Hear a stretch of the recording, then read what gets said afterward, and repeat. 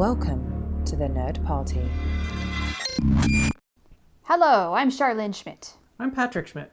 We just watched Secrets of the Soul, episode 7 of season 5 of Babble 5. Time to babble for 5. Secrets always find a way of getting out, don't they? Yes, they do. And this time the secrets are just tied to little things like genocide.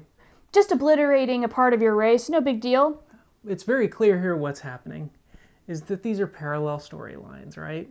The Hyach and the Hyach-do, where one destroys the other. Uh-huh. And then we have normals and telepaths. Uh-huh. And we're headed down the same path, potentially. Lot of parallels and also just relating to the episode title in general. A lot of secrets, generally speaking. Genocide, vomiting Pakmara. Franklin has his hands a little full. Yes, looking for new viruses that might hurt people. Oh my God, okay. Timely. A little bit. We're filming this in the middle of the COVID-19 pandemic, and when we can't even keep viruses on Earth under control, I can just imagine when we've got all these other alien races coming and going on a place like Babylon 5, how are there not severe, massive outbreaks killing off tons of people? Franklin has a heck of a job ahead of him, but he also, I think, acknowledges that this is not just him. This is everyone in the medical community. Franklin's going to take some of those really small baby steps, but the really important ones. So we see the repercussions of that in the Hyach, but humans are facing the exact same quandary, right? It's what are we going to do to move forward together? And you get the sense after this episode they're not moving forward together. Normals don't really seem to want to heal or help or anything with telepaths, just kind of maybe keep them away. That's their business, right? Right. And now through other secrets, like Lyta revealing that the Vorlons created telepaths to aid in fighting the Shadow War, Byron's mission is now a crusade, and therefore he is dangerous. Well, you notice what happened. They had sex, Uh-huh. and Byron caught Lyta's Gono-rage-a. Did you just make that joke for real? Boom. Oh my God. Is that a telepath STD? Yes. Lyta was like, burn these motherfuckers to the ground. And he's like, no, peace and love. And then they had sex, and now he's like, let's burn these motherfuckers to the ground. I knew we were going to have some kind of joke about Lyta and Byron having sex, but I didn't think it was going to be like this. Let's not forget that a lot of telepaths have no idea why telepaths suddenly spawned as a result of Vorlons. They don't know that very last part. See, that I was unaware of. I thought telepathic abilities just kind of came about, and apparently not. Okay. So speaking of Byron and Lyta, she has definitely fallen hook, line, and sinker into the cult here.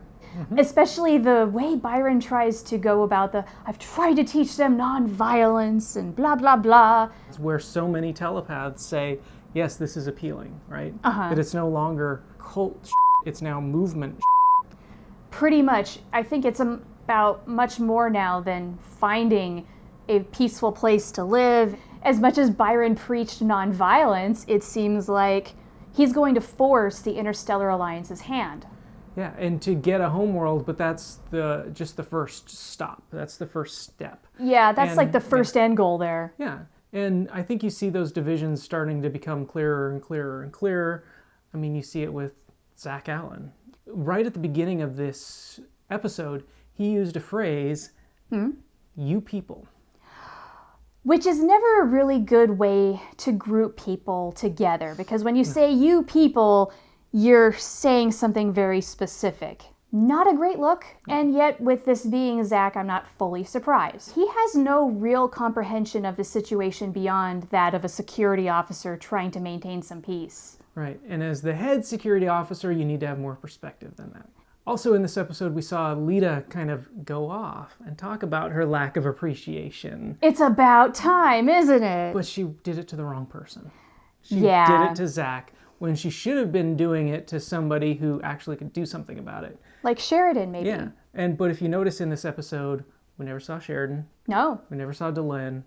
We never saw Garibaldi. No. We never saw Jakar. We never saw Londo. No Lockley. No Lockley either. Yeah, I mean, They all got the day off. apparently, I mean, is this just a security problem? Just a medical problem?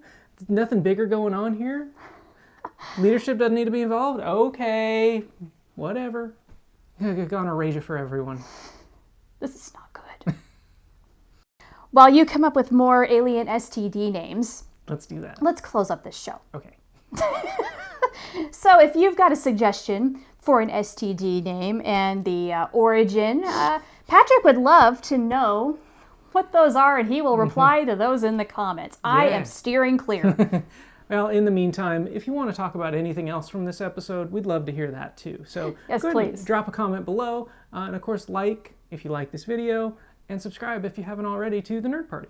Yes, please. We love reading your comments. We love seeing the subscribe count go up because that helps even more people join the Nerd Party. We thank you for all of that. And we're going to go watch the next episode now, and I'm going to try and brain bleach just a little bit. Till next week. Thanks, everyone.